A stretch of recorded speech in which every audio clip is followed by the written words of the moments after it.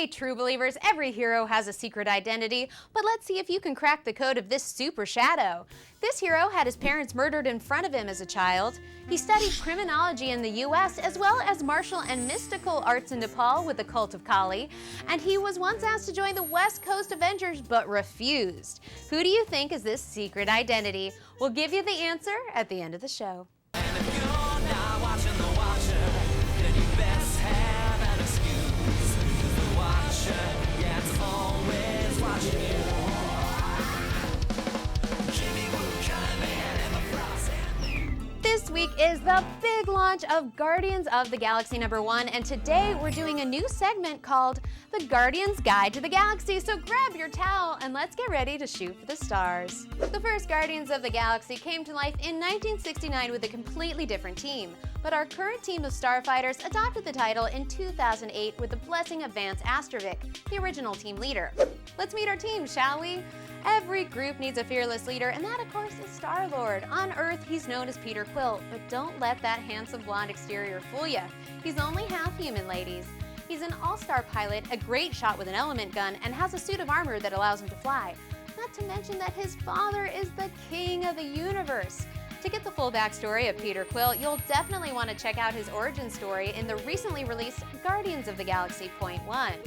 When composing a team, you'll need a Hulk of sorts, and that is Drax the Destroyer. Drax was a regular old human named Art Douglas, whose consciousness was then put inside of Drax the Destroyer by Kronos after Thanos killed Art's family. Say that 10 times fast. While his powers aren't exactly rage-fueled, he too possesses super strength and resilience, as well as the power of flight and can shoot energy blasts out of his hands. And he certainly has an old beef with Thanos. And speaking of folks who hate Thanos, let's take a look at Gamora. The last of her kind, Gamora was raised by Thanos to be a weapon. Luckily, she was able to see him for what he really is, a big purple guy. And now she fights for good. Gamora is a deadly assassin and notably the most dangerous woman in the universe. She has increased speed, strength, and durability and is highly trained with weapons and stealth. Also notably, she makes that Borat swimsuit look pretty good.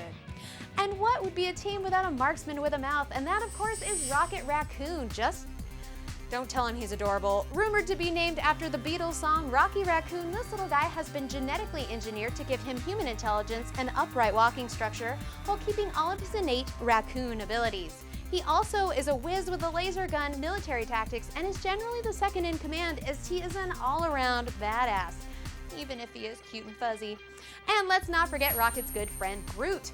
Groot is a lot more than just a walking stick. Also the last of his kind, Groot is of royal lineage. He has the ability to control trees, is flame resistant, has massive brute force, and is highly intelligent.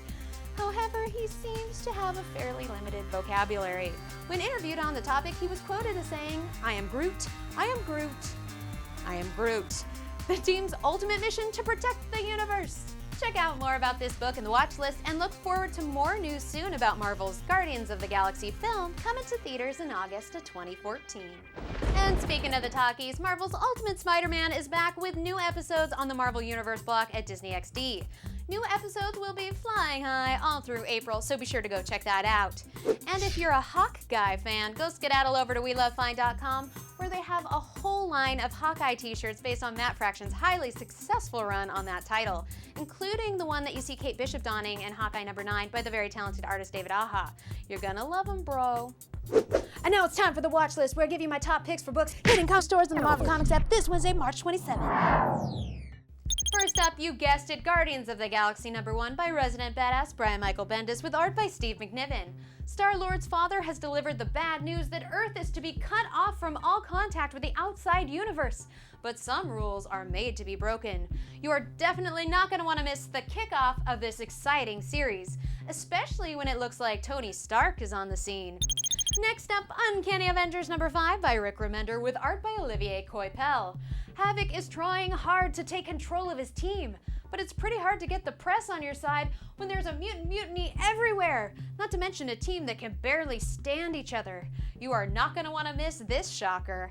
Next up, companion pieces, Fantastic Four and Age of Ultron.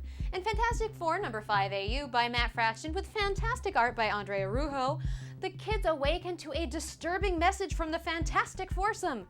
The grown-ups have had an epic run-in with the Age of Ultron. I can't even, it's Oh, just read it. And speaking of Age of Ultron, check out Age of Ultron #3 by Brian Michael Bendis with art by Brian Hitch. I refuse to spoiler this, but let me just say you will not want to miss the first look at Ultron in this book.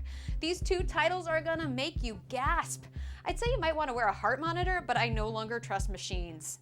And now it's time for What If, where we ask ourselves that eternal question. What if? This week we talked about the Guardians of the Galaxy, but what if you had to create the perfect team to protect the universe? Who would you pick and why? Tell me what you think down below, and your comment might just be watched on The Watcher.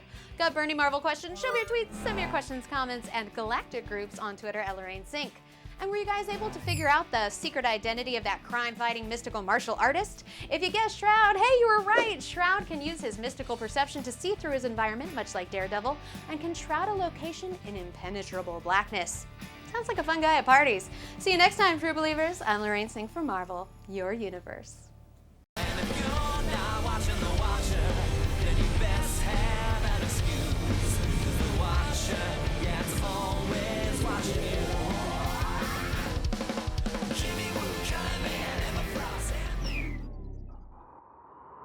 Marvel, your universe. If you're watching The Watcher, wow.